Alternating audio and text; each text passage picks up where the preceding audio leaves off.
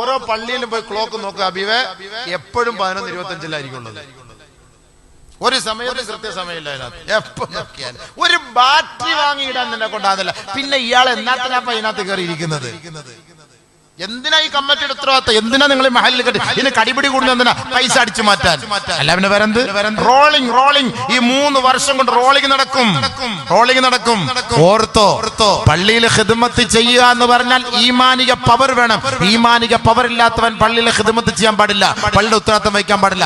പള്ളിയിലെ ഇമാറത്തുൽ മസ്ജിദ്, പള്ളിയുടെ ഭരണത്തെക്കാളും നിങ്ങൾ ഇനി നാട്ടുകാർക്ക് ചാപ്പാട് കൊടുക്കുന്നവരാണ്. കമ്മിറ്റി ഞങ്ങൾ കഞ്ഞി വെച്ച് കൊടുക്കുന്നവരാണ്, സമൂസ കൊടുക്കുന്നവരാണ്, ഞങ്ങൾ നോമ്പ് കഞ്ഞി കൊടുക്കുന്നവരാണ്, നോമ്പ് തുറപ്പിക്കുന്നവരാണ്. ഇതൊന്നും പറഞ്ഞിട്ട് കാര്യമില്ല. ഇതിനേക്കാൾ ശ്രേഷ്ഠമാണ് ആദ്യം ഈമാൻ. അല്ലാഹയെ വിശ്വസിക്കണം, ആഖിറത്തെ വിശ്വസിക്കണം, ആ ഖബറിനെ വിശ്വസിക്കണം, നാളെ ഇതിനെക്കുറിച്ച് ചോദ്യമുണ്ടാകുമെന്ന് വിശ്വസിക്കണം. അങ്ങനെ വിശ്വാസമുള്ളവനായിരിക്കണം പള്ളിയുടെ ഉത്തരവാദിത്തം ഏറ്റെടുക്കേണ്ടത്. അല്ലാതെ ഞങ്ങൾ കുറെ സദഖകൾ ചെയ്യുന്നവരാണ്, നിസ്കരിക്കാൻ പറയുന്നവർക്ക് സൗകര്യങ്ങൾ ചെയ്തു കൊടുക്കുന്നവരാണ്, ഞങ്ങൾ നോമ്പ് തുറക്കാൻ പറയുന്നവർക്ക് കഞ്ഞി വെച്ചു കൊടുക്കുന്നവരാണ്, ഇറച്ചിച്ചോറ് വെച്ചു കൊടുക്കുന്നവരാണ്, എല്ലും കപ്പയും വെച്ചു കൊടുക്കുന്നവരാണ്, പൊറോട്ടി ഉണ്ടാക്കി കൊടുക്കുന്നവരാണ്. നോ, ഇതൊന്നും പറഞ്ഞിട്ട് കാര്യമില്ല. ഒരു ആയത്ത് കേട്ടോ, അജഅൽതും സിഖായത്തൽ ഹാജ് വഇമാറത്തൽ മസ്ജിദിൽ ഹറാം കമൻ ആമന ബില്ലാഹി വൽ യൗമിൽ ആഖിർ വജാഹദ ഫീ സബീലില്ലാഹ് ലാ യസ്തവൂന ഇൻദല്ലാഹ്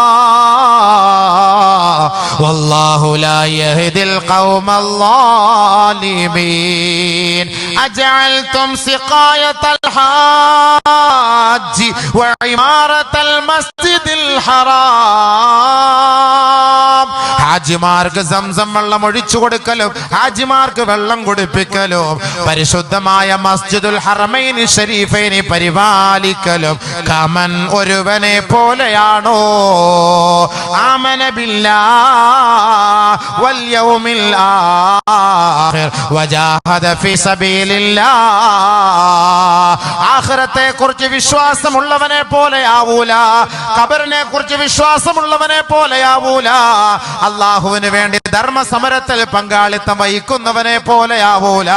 ഞാൻ പള്ളിയിൽ 13 വർഷം ഞാൻ കമ്മിറ്റി മെമ്പറായിരുന്നു എന്ന് പറഞ്ഞിട്ട് നാളെ അഭിമാനിക്കാൻ ഒരു വകയുമില്ല സഹോദരാ.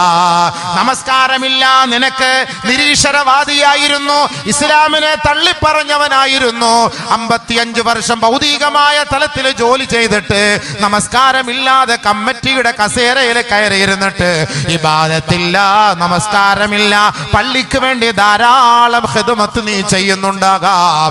കമൻ ആമന ബില്ലാഹ്, നമസ്കാരമുള്ള ഈമാനുള്ള ഒരു വ്യക്തിയെ പോലെ നീ ആവില്ല പ്രസിഡന്റ്, നീ ആവില്ല ഖജാൻജിയെ, നീ ആവില്ല സെക്രട്ടറിയെ.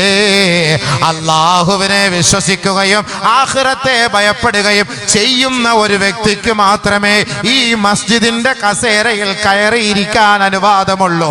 ഇല്ല എങ്കിൽ നാളെ നരകത്തിന്റെ തീ പൊരിയാലുള്ള കസേരയിൽ അല്ലാഹു നിന്നെ കൊണ്ടിരുത്തും. വേണമെങ്കിൽ പോയിരുന്നു, ഇനി വേണമെങ്കിൽ കയറിയിരുന്നോ, താല്പര്യമുള്ളവർക്ക് കയറിയിരുന്നോ. നിസ്കാരമില്ല, ഇബാദത്തുമില്ല, ഞങ്ങൾ പള്ളിയുടെ പെയിന്റ് അടിച്ചവരാണ്, ഞങ്ങൾ പള്ളിയിൽ 3 നില കെട്ടിയവരാണ്, ഞങ്ങൾ 9 കുബ്ബ കെട്ടിയവരാണ്, ഞങ്ങൾ CCTV പള്ളിയിൽ വെച്ചു കൊടുത്തു, ഞങ്ങൾ കാർപ്പറ്റ് നിറച്ചു. പൊതുയോഗത്തിന് പറയുന്ന വാക്കാണ്, ഞങ്ങൾ അത് ചെയ്തു, ഇത് ചെയ്തു, മറ്റേ ചെയ്തു, മറിച്ചത് ഒക്കെ ചെയ്തു. അപ്പൊ സുബൈറാക്ക് എഴുന്നേറ്റ് വയ്ക്കും, അല്ല നിനക്ക് നിസ്കാരം ഉണ്ടോ? ഞങ്ങൾ നിസ്കരിച്ചില്ലല്ലോ, എന്താണോ ഞങ്ങളിവിടെ പള്ളിക്ക് വേണ്ടി ഇതെല്ലാം ചെയ്തു, എന്താ കുറവ് വന്നത് ഇവിടെ? എന്താ കുറവ്? ഏറ്റവും വലിയ കുറവാ നിങ്ങളിപ്പോ നടത്തിയത്. നിങ്ങൾ ഈ ചെയ്തത് പോരാ. അല്ലാഹ് പറഞ്ഞ വാക്കായത്, ഞാൻ പറഞ്ഞ വാക്കല്ല.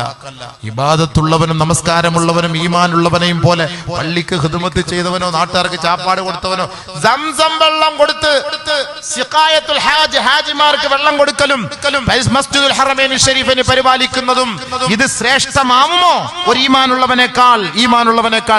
ഈമാനുള്ളവനാണ് മസ്ജിദിന്റെ ഉത്തരവാദിത്തം വഹിക്കേണ്ടത്.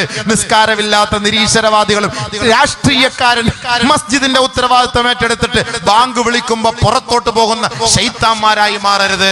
അങ്ങനെയുള്ളവർക്ക് പള്ളിയുടെ ഉത്തരവാദിത്തം കൊടുത്താൽ അവർക്കിറങ്ങുന്ന ശിക്ഷ ആ മഹല്ലിൽ 500 പേർക്ക് ഉണ്ടാകും.